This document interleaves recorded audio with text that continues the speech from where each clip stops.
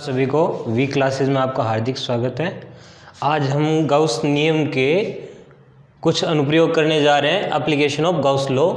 इसके अंदर जो फोर्थ वन था अपन ने 3 पहले पढ़ लिए थे, अब ये चौथा है। वो क्या है? समरूप आवेशित गोलीय कोश के कारण विद्युत क्षेत्र।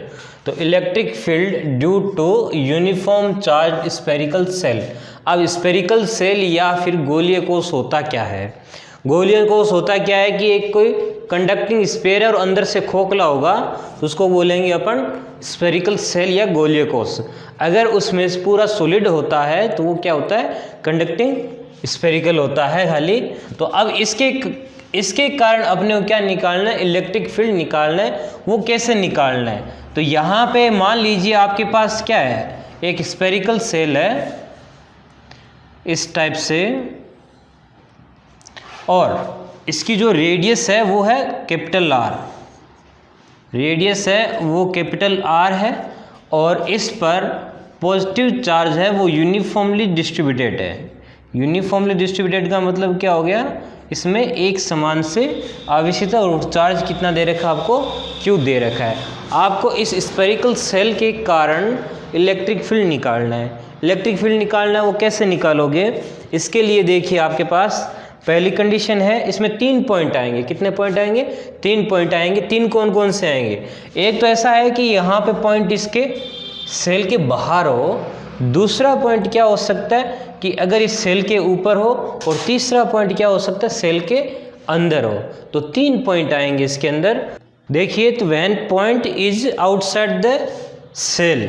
आउटसाइड द सेल का मतलब क्या हो? ये कैपिटल आर है ना, तो इसके बाहर होगा तो मैं मान लीजिए आर डिस्टेंस पर है, और जो कि कैपिटल आर से बड़ी है। तो इसको अगर डायग्राम से शो करेंगे तो कैसे करेंगे?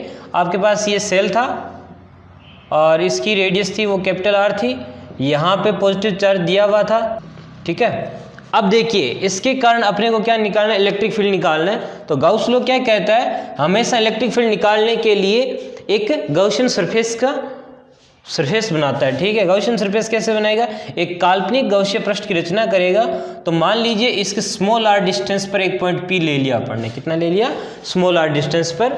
अब यहाँ पे स्मॉल आर डिस्टेंस यहाँ से लेके यहाँ तक है। ये जबकि आर थी वो यहाँ से लेके यहाँ तक है, और ये पॉइंट O है और ये पॉइंट P है। तो क्या कहेंगे कि इसके सेंटर O से स्मॉल आर डिस्टेंस पर इस सेल से बाहर एक पॉइंट P लेते हैं, जिस पर अपने इलेक्ट्रिक फील्ड कैलकुलेट करना है। अब देखिए, इसके लिए गाउसियन सरफेस की ड्रॉ करेंगे तो कैसे करेंगे? एक स्फेरिकल करेंगे। तो ये डॉटेड से दिखाया हुआ है, इसका मतलब क्या है? ये एक इमेजिनरी है, ठीक है। इमेजिनरी सरफेस है, और यहाँ पे एक ले लिया अपन ने ds ले लिया, और इलेक्ट्रिक फील्ड की डायरेक्शन भी कैसे होगी? ऐसे होगी। अब क्यों होगी? क्योंकि पॉजिटिव चार्ज कारण क्या होती है? बाहर की ओर होती है। तो अपन क्या करेंगे, यहाँ पे क्या किसकी वैल्यू निकालनी है? इलेक्ट्रिक फील्ड की निकालनी है। तो अपने पास सिंस फॉर्मूला क्या होता है? Electric flux phi equals to क्या होता है? EDS कोस थीटा होता है। अब यहाँ पे थीटा की वैल्यू कितनी है? 0 डिग्री। तो फाई की वैल्यू कितनी हो जाएगी? खाली EDS हो जाएगा। अब अगर मेरे को चाहिए phi, since by Gauss law देखो फाई की वैल्यू कितनी होती है? Q अपॉन में एप्सिलॉन नॉट होती है। तो रख दो यहाँ पे। सो Q अपॉन में epsilon naught equals to E को मैंने बाहर ले लिया और यहाँ पे ले लिया DS, ठीक है। अब क्या करते हैं? अब DS क्या चीज़ है? इसका एरिया है। अगर इस सारे इसको जोड़ोगे तो क्या मिलेगा आपको? इसका पूरा एरिया मिल जाएगा इसका स्फीयर का। तो यहाँ पे जो DS है वो क्या मिल जाएगा? 4 पाई r³ मिलता है। स्मॉल r³ लिखेंगे तो जैसे रखूँगा तो यहाँ पे कितना मिलेगा? Q अपॉन में epsilon naught equals to E into में ये हो जाएगा, सॉरी 4 पाई r² है, 4 पाई r², ठीक है। अब जैसे मेरे को E की वैल्यू चाहिए तो E इक्वल्स टू, इसको इधर ले लो, तो Q अपॉन में 4 पाई एप्सिलॉन नॉट, और कितना हो जाएगा? r² हो जाएगा। तो E इक्वल्स टू, इसको मैं 1 अपॉन 4 पाई एप्सिलॉन नॉट को क्या लिख सकता हूँ? K। तो KQ अपॉन कितना हो जाएगा? r² हो जाएगा, जहाँ पे K की वैल्यू कितनी है? 1 अपॉन 4 पाई एप्सिलॉन नॉट है। तो ये जो अपने पास E आउट मिला है वो कितना मिला है? KQ अपॉन में r²। इससे क्या पता चला कि जो E आउट है वो रेसिप्रोकल है किसके, आर स्क्वायर के। ठीक है, तो ये हो गया इस ई आउट की बात। देखिए आपके पास ई आउट की वैल्यू आ गई, वो कितने के क्यू अपॉन में आर स्क्वायर। अब दूसरा पॉइंट ये है कि when point is on the surface of shell, मतलब क्या हुआ कि अब के जो बाहर था ना वो अब किसके है, सरफेस के ऊपर है। तो आपके पास जो डायग्राम होगा वो इस टाइप से होगा।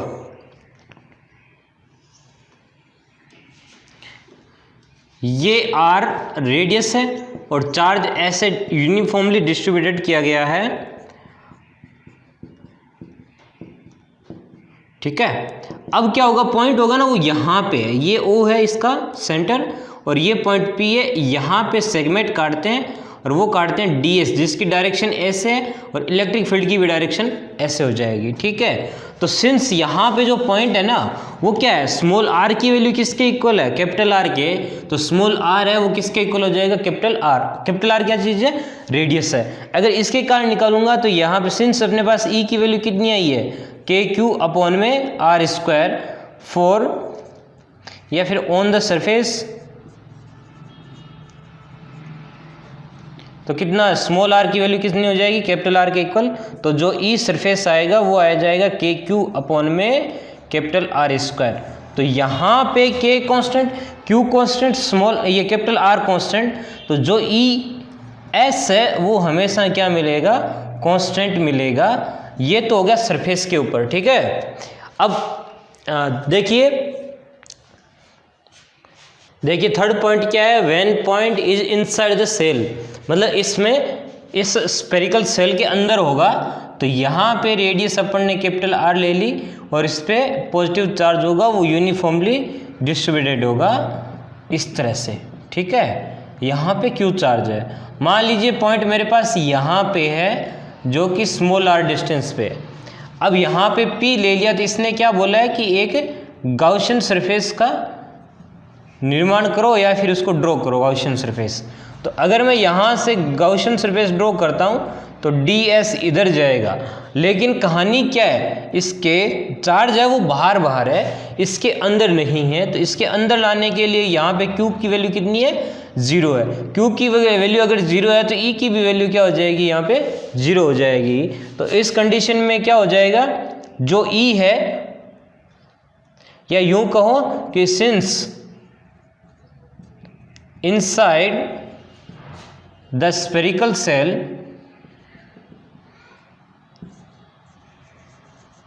Q equals to 0, so E inside भी कितना हो जाएगा, 0 हो जाएगा।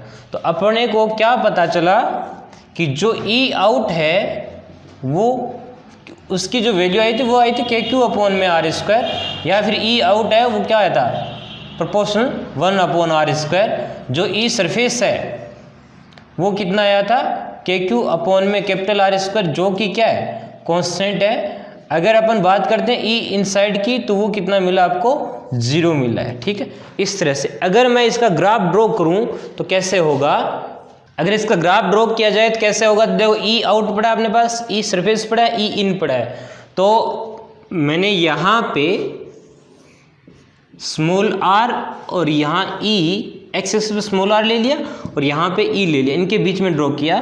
तो अब क्या होगा, एक पॉइंट ले लेते हैं, ये R की वैल्यू ये है R लेस देन R, और यहाँ पे क्या है, ये सरफेस ले लेते हैं R इक्वल्स टू R, और यहाँ R is greater than capital R है। ये बाहर है, ये ऑन द सरफेस है, ये अंदर है। अंदर देखो E इनकी वैल्यू कितनी, 0, तो E यहाँ पे 0 होगा। तो इसका जो ग्राफ होगा वो यहाँ होगा E इनका। फिर देखिए E सरफेस पे कितना है, कांस्टेंट, और उसमें देखो सबसे ज़्यादा मिलेगा।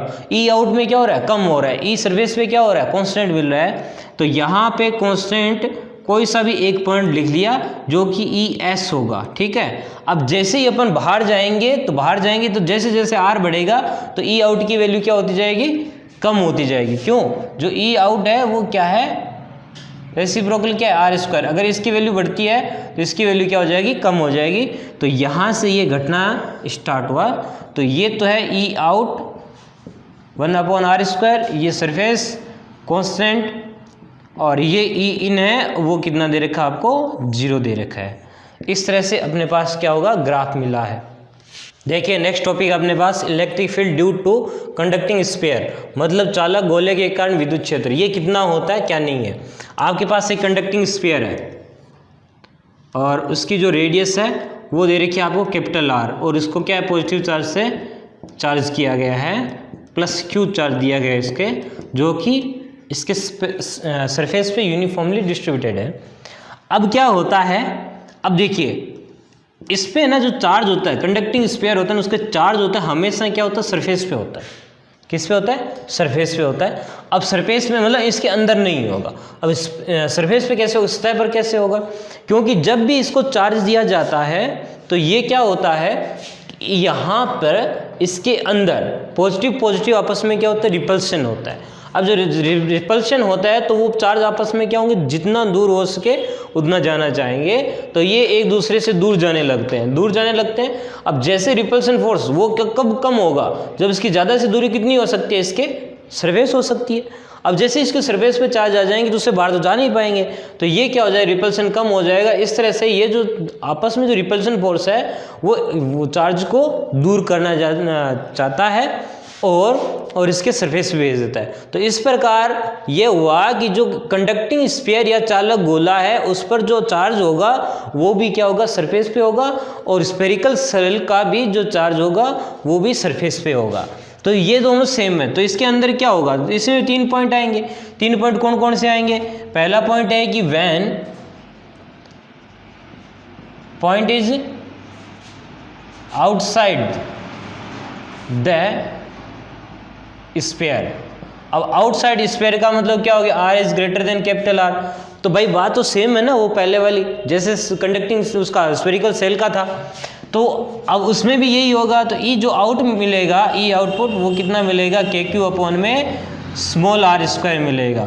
दूसरा होता है कि when point is on the surface, अगर सरफेस पे है तो कितना मिलेगा, जो ई सरफेस होगा वो कितना मिलेगा, के क्यू अपॉन में कैपिटल आर स्क्वायर। क्यों मिलेगा, क्योंकि आर की वैल्यू होती है किसके बराबर हो जाती है, कैपिटल आर के, जो कि क्या मिल जाएगा, कांस्टेंट मिल जाएगा। ठीक है। अब तीसरा पॉइंट कौन सा था कि when point is inside the surface या स्फीयर, जो आर की वैल्यू है वो कैपिटल आर से कम हो जाएगी। उस कंडीशन में जो ई इन की वैल्यू कितनी मिलेगी, 0 मिलेगी। क्यों मिलेगी, क्योंकि यहाँ अंदर कितना है, चार्ज कितना दे रखा है, 0 दे रखा है। तो ये ई इन 0 हो गया और सेम ग्राफ बनेगा। कैसे मिलेगा, जो ई आउट है वो क्या था, 1/r², जो ई सरफेस है वो क्या है, कांस्टेंट, और जो ई इन है वो कितना दे रखा है आपको, 0 दे रखा है। तो ये स्मॉल आर और ये क्या है, ई, यहाँ पे आर की वैल्यू कैपिटल आर के इक्वल है, तो ये ई इन तो 0 होगा, ये r less than capital r और ये r greater than capital r, यहाँ पे 0, फिर ये क्या हो जाएगा मैक्सिमम, और फिर क्या हो जाता है, घटने लग जाता है। तो ये तो है ई एस और ये है आपके पास ई आउट और ये है ई इन। ठीक है। देखिए अपने पास अगला टॉपिक है electric field due to uniform charge non conducting sphere. अब अचालक चालक गोले के कारण विद्युत क्षेत्र को ज्ञात करना है या फिर फाइंड आउट करना है। तो कैसे करोगे, कैसे नहीं करोगे, किसके नियम से, गाउस लॉ के नियम से। ठीक है। अब देखिए आपके पास प्लस क्यू चार्ज होता है वो क्या है, इसके यूनिफॉर्मली डिस्ट्रीब्यूटेड है। अब रही बात नॉन कंडक्टिंग स्फीयर का, मतलब ये हो गया कंडक्टिंग में और स्फेरिकल सेल में क्या था, ये चार्ज होता है वो सरफेस पे होता है, जबकि ये जो नॉन कंडक्टिंग स्फीयर के अंदर जो चार्ज होता है वो क्या होता है, इसके पूरे वॉल्यूम के अंदर इक्वली डिस्ट्रीब्यूटेड होता है या यूनिफॉर्मली डिस्ट्रीब्यूटेड होता है। इसकी सरफेस पे न रह के या यूं को सभी जगह होता है, इसके पूरे वॉल्यूम के अंदर। तो यहाँ पे क्या है, अब इसके अंदर देखिए 3 पॉइंट आएंगे। पहला पॉइंट क्या है कि when point is outside the sphere, non conducting sphere लिख देता हूं,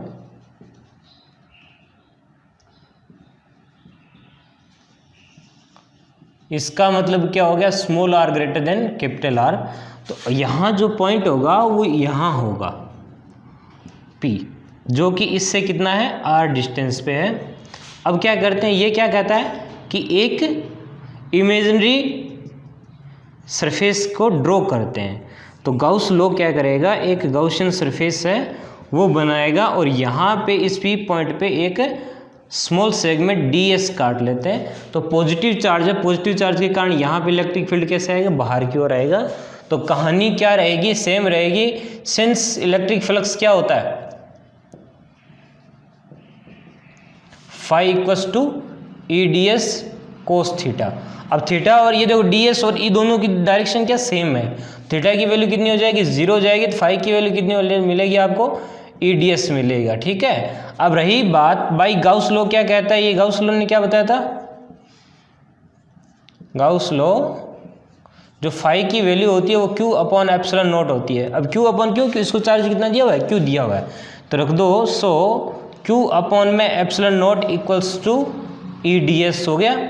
अब यहाँ पे मैंने E को बाहर ले लिया, कांस्टेंट है, और ds को अंदर रहने दिया। अब ds क्या चीज़ है, यहाँ पे ds होगा इसका एरिया होगा स्फीयर का, वो कितना होता है 4 पाई r² होता है। जैसे ही अपन क्या करते हैं, इसकी वैल्यू रखते हैं, तो q अपॉन में epsilon naught equals to e की वैल्यू e रहेगी और ds की वैल्यू कितनी हो जाएगी 4 पाई r² हो जाएगा। अगर मेरे को e चाहिए तो क्या हो जाएगा, ये नीचे आ जाएगा और Q अपॉन में 4 पाई को मैंने पहले लिख दिया और ये r² कर दिया। ठीक है, अब K की वैल्यू कितनी होती है, 1 अपॉन 4 पाई एप्सिलॉन नॉट होती है, तो रख दो आप। तो E इक्वल्स टू कितना मिला, KQ अपॉन में r²। तो ये हो गया आउटसाइड, या यूं कहो कि E आउट कितना मिलेगा, KQ अपॉन में r² मिल जाएगा। ये है आउटसाइड के अंदर इलेक्ट्रिक फील्ड है। अगर बात करते हैं दूसरे की, यह है इसका दूसरा पॉइंट है कि when point is on surface, surface पर हो तो क्या करोगे, r की वैल्यू किसके इक्वल, कैपिटल R के इक्वल। तो जो यहाँ पे अपन ने पढ़ा था E की वैल्यू कितनी आई है, KQ अपॉन में स्मॉल r³ आई है। तो लेकिन यहाँ पे क्या होगा, R की वैल्यू किसके इक्वल है, कैपिटल R के इक्वल है। तो जो ES मिलेगा वो कितना मिल जाएगा, KQ अपॉन में कैपिटल R², और ये मिलेगा वो क्या मिलेगा, कांस्टेंट मिलेगा। ठीक है, E इन आउटपुट और E सरफेस पे दोनों पे मिल गया। देखिए थर्ड पॉइंट है अपने पास, when point is inside the sphere, मतलब इस के अंदर हो तो कितना होगा। तो ये इंपॉर्टेंट टॉपिक है या पॉइंट है। अब देखिए यहाँ पे इसका जो सेंटर है वो है O, और इसकी जो रेडियस अपने को कितनी दी हुई थी R, जो इसके पूरे वॉल्यूम के अंदर कितना डिस्ट्रीब्यूटेड है, Q चार्ज है। अब क्या होगा, इसके इनसाइड होगा, इनसाइड मान लीजिए मैंने यहाँ ले लिया, ये पॉइंट ले लिया, P ले लिया।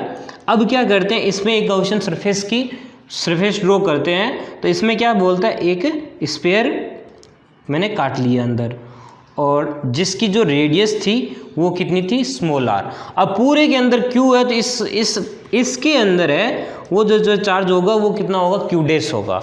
अब Q डैश होगा तो अब Q डैश की वैल्यू कितनी मिलेगी, क्या नहीं मिलेगी, वो अपन क्या करते हैं, चेक करते हैं। तो इसके लिए देखिए आप, मेरे को चाहिए यहाँ पे सिंस E की वैल्यू कितनी मिलती है, यहाँ पे KQ अपॉन r² मिलता है, लेकिन यहाँ पे Q की जगह कितना है, यहाँ पे Q डैश है। अब Q डैश की वैल्यू चाहिए ना मेरे को, क्यों यहाँ पे चार्ज कितना दे रखा है आपको, Q डैश दे रखा है, तो Q डैश की वैल्यू चाहिए। देखिए यहाँ पे जो चार्ज Q है इस पूरे वॉल्यूम के अंदर है ना, तो यहाँ charge in volume 4 upon 3 pi r³ equals to कितना दे रखा है आपको, Q दे रखा है। कितना दे रखा है, Q दे रखा है। अगर यूनिट वॉल्यूम में देखोगे तो यूनिट वॉल्यूम में कितना चार्ज हो जाएगा, ये हो जाएगा Q अपॉन में 4/3 पाई r कैपिटल Q। तो यहाँ पे Q डैश से देखो वॉल्यूम कितना दे रखा आपको यहाँ पे इस पे, तो ये हो जाएगा कितने यूनिट में, तो इसमें कितना चार्ज हो जाएगा 4/3 पाई r³ के अंदर कितना हो जाएगा, यहाँ पे इसकी जो वैल्यू है हो जाएगी Q अपॉन 4/3 पाई r³ इंटू ये कितना हो जाएगा 4/3 पाई r³। तो यहाँ पे ये लिख देता हूँ चार्ज Q डैश इन। ठीक है, तो ये Q डैश की जो वैल्यू है वो कितनी मिली आपको, Q डैश की जो वैल्यू है ये घट जाएगा आपस में,